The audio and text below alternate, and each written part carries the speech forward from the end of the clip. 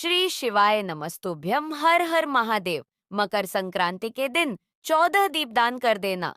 आज के इस खास वीडियो में पूज्य गुरुदेव द्वारा बताई गई 14 दीपदान के बारे में बताने वाले हैं।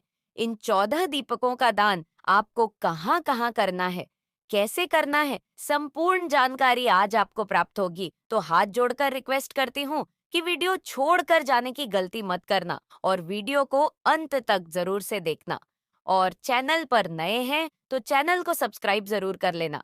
14 दीपदान का हमारे जीवन में मकर संक्रांति के दिन बहुत महत्व होता है। ये 14 दीपक कैसे बने हैं और किस तरीके से इन 14 दीपों का दान करना है, कौन कौन सी जगह पर दान करना है और कैसे महादेव की कृपा को प्राप्त करना है। जो व्यक्ति मकर संक्रांति के दिन इन 14 दीपदान करता है, उनके घर में कभी धन की कमी नहीं आती है। 14 दीपदान का सबसे ज्यादा महत्व होता है। 14 स्थान पर जल देने से उसकी गरीबी दूर होती है। कौन से हैं वह 14 स्थान? जो भी व्यक्ति इस वीडियो को अंत तक देखेगा, उसे इस वीडियो में बताए गए उपाय का लाभ प्राप्त होगा, क्योंकि वह सही तरीके से कर पाएगा। तो कृपया वीडियो को छोड़कर जाने की गलती मत करना। मकर संक्रांति के दिन कौन सी चीजों का दान करना शुभ रहता है, कौन सी चीज है जिनको भूलकर भी दान नहीं करना चाहिए, यह भी हम आपको बताने वाले हैं। शास्त्र के अनुसार गुरुदेव ने बताया कि किस प्रकार दीपदान करने से आपको फल प्राप्त होता है, कितने दीपक होते हैं जिनका दान करना शुभ होता है और कहाँ-कहाँ यह किए जाते हैं। पुरानी संस्कृति से यह प्रथा चली आ रही है और पुराणों में भी इसकी विधि का वर्णन मिलता है। मकर संक्रांति पर भगवान सूर्यदेव धनु राशि से निकाल के मकर राशि में प्रवेश करते हैं और इसी के साथ खरमा समाप्त होता है और उत्तम समय आरंभ होता है। तो सभी मांगलिक कार्यक्रम उत्तम माने जाते हैं। माघ का महीना आरंभ हो जाएगा और पूर्ण रूप से हम जान लेते हैं कि हमें क्या-क्या सामग्री इन दीपकों के लिए लेनी चाहिए। जैसा कि आपको बता दें कि 14 दीपक मिट्टी के लेने उत्तम माने जाते हैं, तो मिट्टी के दीपक ही अपने आप चाहे तो आटे के दीपक भी ले सकते हैं। आपके पास यदि धन से संबंधित कोई परेशानी हो, तो आप पीतल के दीपक की जगह मिट्टी के दीपक का प्रयोग करें। अगर अच्छी खासी आमदनी आपकी है और आपका समर्थ है, क्या पीतल के दीपक खरे पाए तो पीतल या तांबे के लेकर भी दान कर सकते हैं। आपकी श्रद्धा पर है, दीपदान में मिट्टी के दिए तो माने जाते हैं। तो आप जैसे कि मिट्टी के दीपक लेते हैं, हमारे यहाँ मिट्टी के दीपक लिए जाते हैं, तो हम मिट्टी के दीपक लेते हैं और इन मिट्टी के दीपकों को पानी में रख देती है। सभी दीपक पानी में भिगोकर रख लेंगे। उसके थोड़ी देर बाद निकालकर पूजा के लिए एक थाली में रख लेंगे। आप देखेंगे कि आपको फिर हुई लेनी है और 14 बाती बनानी है और फिर थोड़े से चावल पूजा में लेने के लिए रखें, चंदन और रोली और पुष्प रखें और फिर एक पत्र ले ले। पत्र थोड़ा सा बड़ा ले जिसमें कि जल आ सके। आप परात या थाली ले ले। साथ ही घर पर दान करती ही तो ही यह चीज आपके लिए उपयोगी है। जो बाजार में रहते हैं उनके लिए यह उत्तम विधि है और जो गांव में रहते हैं उनके लिए अलग तरीके की विधि का प्रयोग करना होता है, क्योंकि चीज संभव नहीं हो पाती बाजार में। तो ऐसे में यह विधि हम अपनाते हैं। आप चाहे तो घी ले सकते हैं, घी नहीं है तो तिल का तेल ले, सर्वोत्तम है। इसके दो कारण होते हैं। जब दीपदान आप करेंगे तो उसमें तिल डाली जाते हैं। यदि आप तिल के तेल से ही दीपक जला रहे हैं तो उसमें तिल डालने की आवश्यकता नहीं रहती, तो हम तिल के तेल का प्रयोग करते हैं। अब ऐसे ही सामग्री आपने ली, फिर आपको पूजन करना है।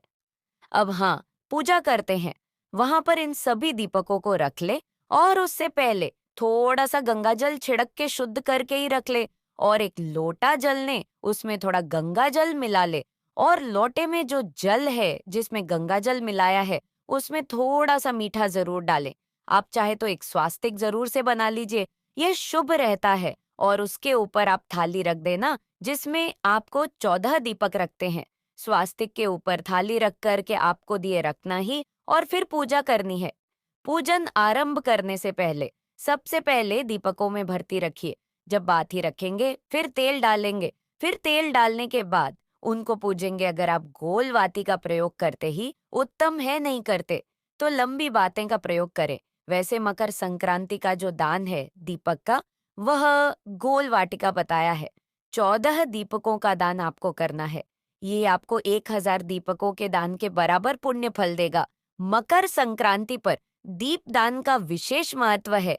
मकर संक्रांति पर्व पर दान पुण्य का जितना हो सके आपको दान करना है। हो सके तो प्रभु की भक्ति के साथ साथ गरीबों की सहायता भी करें। कुछ नियम होती है जो हम आपको अलग से वीडियो में बताएंगे। तो नियमों का वर्णन हम अपने वीडियो के माध्यम से आपको बताएंगे, तो जरूर से कीजिएगा। उसके लिए अलग से वीडियो लेंगे, कर आएंगे, क्योंकि मकर संक्रांति के नियमों का बहुत ही ज्यादा फल प्राप्त होता है, जो केवल एक ही दिन के होते हैं। कुछ नियम 365 दिन तक चलते हैं। तो इसमें एक तुलसी माता को सीखने का नियम भी आता है, जो पूरे साल तक होता है, जिसमें आपको जल देने की विधि का वर्णन मिलता है।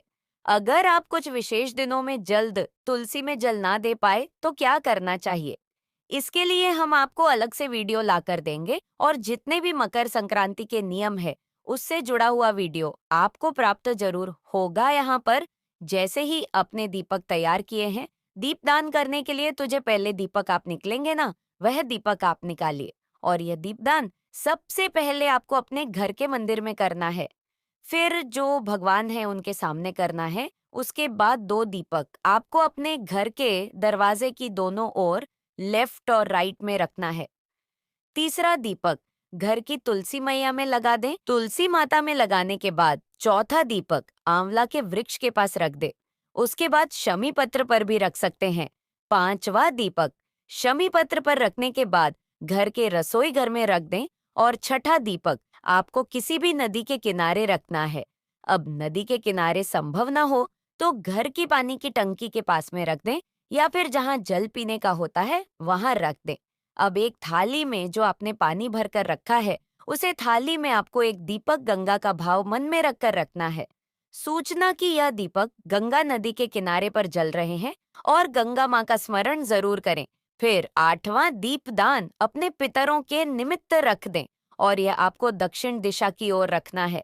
और इसमें थोड़े से चावल जरूर से डाल दें। उसके बाद एक मंदिर में दीपक जाकर भोलेनाथ के चौखट पर जरूर रखें आए। और उसके बाद जो अगला दीपक है वह अपने घर में जलाएं।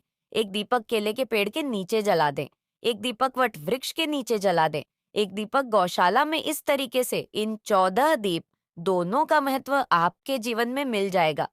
अगर आपके आसपास इन सब चीजों की साधना ना हो तो एक ही थाली में 14 दीपकों को रखकर हाथ जोड़कर सभी का भाव रखकर जला दे।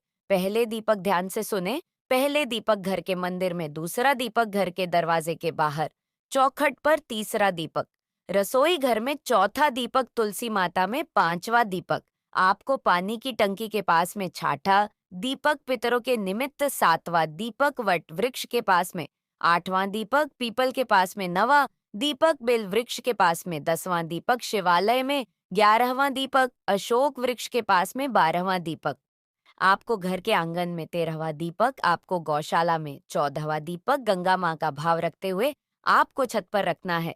तो इस तरीके से आप इन 14 दीप दोनों का लाभ ले सकते हैं। उम्मीद है कि आपको आज का वीडियो पसंद आया होगा। वीडियो पसंद आए तो वीडियो को लाइक, शेयर और चैनल को सब्सक्राइब करना बिल्कुल ना भूले। मिलते हैं आपसे एक और प्यारी वीडियो में।